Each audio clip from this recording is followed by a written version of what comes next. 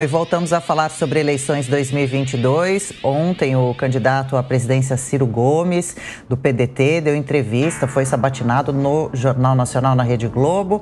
E eu gostaria de conversar com os nossos comentaristas sobre essa participação de Ciro nessa entrevista. Ele que levantou temas como desemprego, fome, propôs plebiscitos, mudança de modelo econômico, taxar grandes fortunas para pagar Auxílio Brasil e diz que a reeleição não é saudável, dentre muitos outros assuntos. Roberto Mota gostaria de destacar alguns pontos. Essa questão das grandes fortunas, do imposto das grandes fortunas, é importante a gente lembrar que é uma ideia que não deu certo em lugar nenhum do mundo. A primeira coisa que as pessoas que têm grandes fortunas fazem ao ouvir uma ideia dessas é proteger as suas fortunas. E aí, para quem sobra a conta de pagar esse imposto? Para aqueles que não têm fortunas, para a classe média. É isso que sempre acontece. Então, o Ciro Gomes é uma pessoa preparada, é um político com uma longa experiência, mas essa ideia dele não tem chance nenhuma de dar certo. O que eu acho interessante ressaltar na dinâmica da entrevista de ontem foi a forma completamente diferente com a qual o Ciro Gomes foi tratado, né? Completamente diferente da forma com a qual o presidente Jair Bolsonaro foi tratado na entrevista dele. Eu acho que a forma, nesse caso, fala muito mais do que o conteúdo. Agora, Amanda Klein, em 40 segundos, por favor, como você viu a proposta de Ciro Gomes de utilizar plebiscitos caso seja eleito em um mandato à presidência da República? Daniel, acho que nós teremos uma oportunidade de questioná-lo amanhã na sabatina Jovem Pan, até saber plebiscito sobre quais assuntos. Não é uma ideia nova do Ciro, ele vem repetindo isso ao longo das entrevistas. Quero pegar carona nesse ponto que o Mota colocou. Eu acho que a entrevista é mais fácil para o Ciro, ou foi mais fácil ontem por alguns motivos. De fato, os entrevistadores foram menos incisivos. Por outro lado, o Ciro é um cara muito bem articulado, preparado e talvez seja o único candidato à presidência da República dessa eleição que tem um plano de governo que já virou livro e tem começo, meio e fim. Concorde ou não com as ideias dele. E, em terceiro lugar, ele não tem um governo, não virou vidraça para os apresentadores, porque não pode ser cobrado assim por tantas coisas. Ele já foi governador do Ceará, é verdade, já faz um tempo, ministro, homem público, mas o incumbente, o candidato no cargo, é sempre mais cobrado, como certamente, eu espero que seja amanhã, o ex-presidente Lula também tem muitas satisfações e respostas a dar.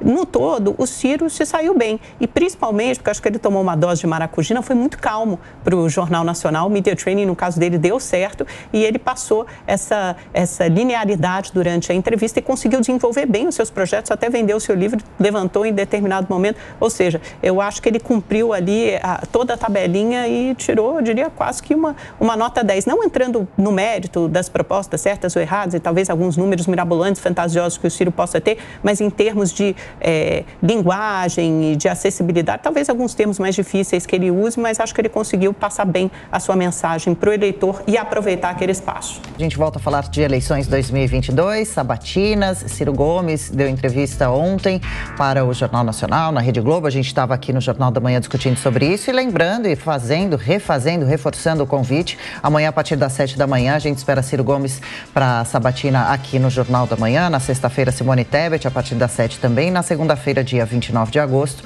o presidente Jair Bolsonaro que tenta a reeleição. Zé Maria, Ciro Gomes é um candidato bem preparado, ele ainda pode subir bem nas pesquisas. Você acha que depois da sabatina, dessa entrevista dele ontem, ele pode ter conquistado alguns votos? Olha, o grupo do presidente Jair Bolsonaro acompanhou detidamente esta relação e esta pressão, né? Na verdade, não foi uma entrevista, foi um debate com os apresentadores. E eles estão dispostos a cobrar a mesma pressão, o mesmo procedimento, né, que fizeram com o presidente Jair Bolsonaro, com os outros candidatos à presidência da República, nada mais normal.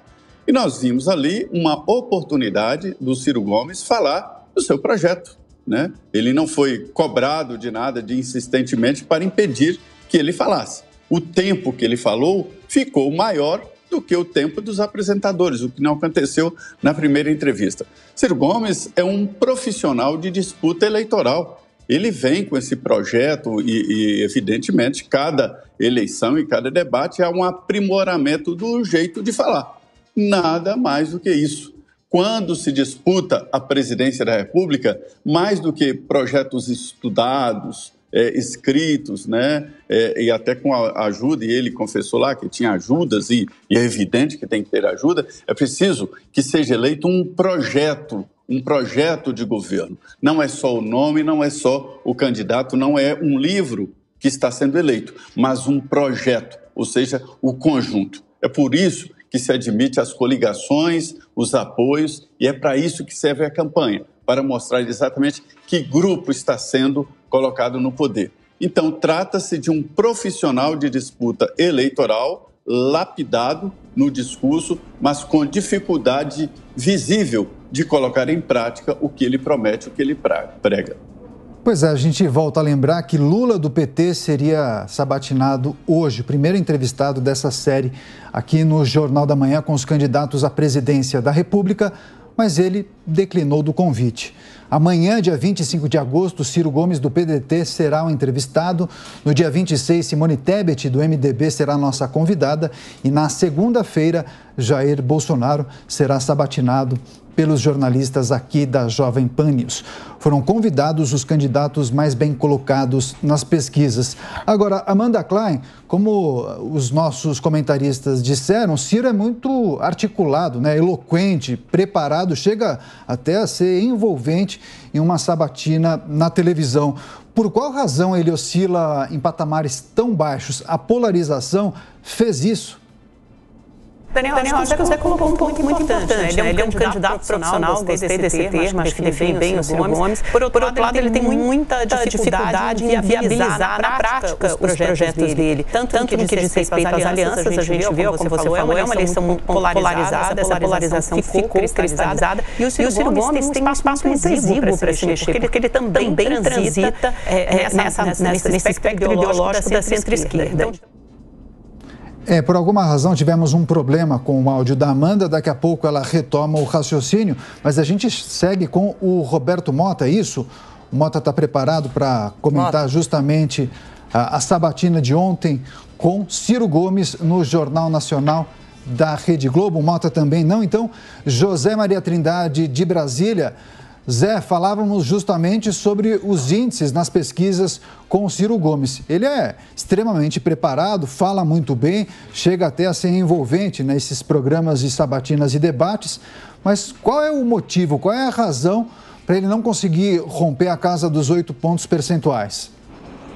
Pois é, olha, Caniato, a política ela não tem uma via única, né? Ela passa por uma decisão racional, que é a apelação do Ciro Gomes, totalmente racional, sim, tem esse aspecto racional, mas é preciso ter emoção e é preciso ter identificação, né? Esse sentimento de pertencimento é o que se chama onda na política, é o que tentam criar os marqueteiros, os profissionais da política, essa onda, esse sentimento de pertencimento, né? Que é a mesma coisa de torcida de futebol, é o mesmo sentimento. É a mesma tentativa de unificação de objetivos, embora não tenha exatamente na área racional o ponto mais forte. Mas, repito, tem também. Então, o que acontece é isso. O Ciro Gomes, ele não tem time, né?